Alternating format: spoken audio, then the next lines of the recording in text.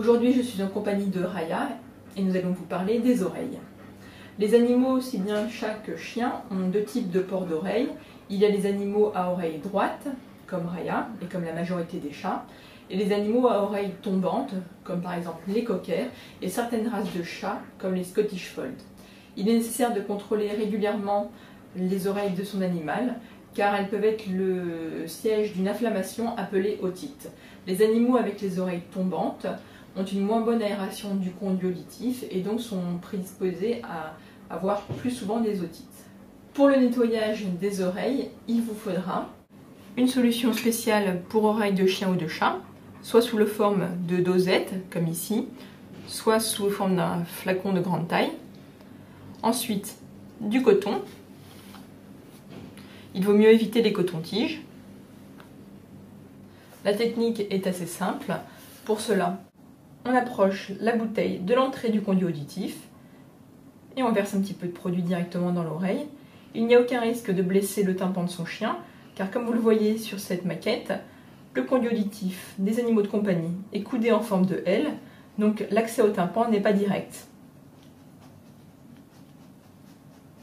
Maintenant, je vous montre sur Raya. Une main se place sur le dessus du crâne et tient l'oreille soulevée. C'est plus facile avec un chien à oreille dressée. L'autre main s'approche de l'entrée du pavillon, prend appui à la base de l'oreille et verse quelques gouttes directement dans le pavillon.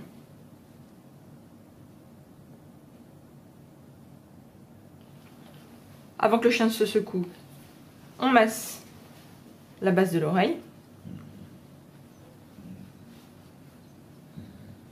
Raya trouve ça plutôt agréable. Voilà. Ensuite, avec un coton, on vient récupérer les saletés.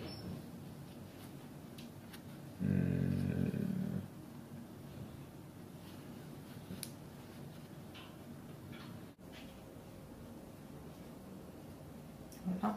Je vous remontre pour la deuxième oreille. La main sur le dessus tient le pavillon, penche la tête sur le côté. L'autre main prend appui à la base de l'oreille, se met à l'entrée du pavillon, appuie pour faire sortir le produit dans l'oreille. Ensuite, c'est en général ce qui arrive, on masse la base de l'oreille, puis avec un coton, on récupère toutes les saletés.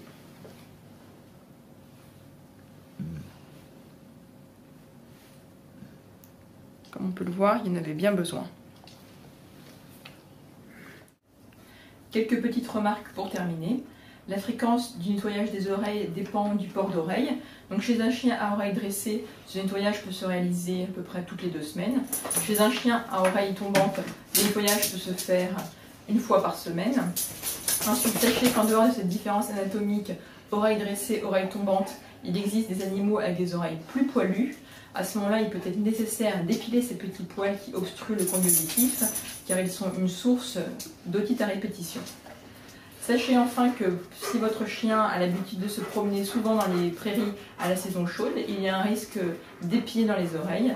Ces petits épis que l'on trouve sur les graminées peuvent rentrer dans le conduit auditif et progresser vers le tympan.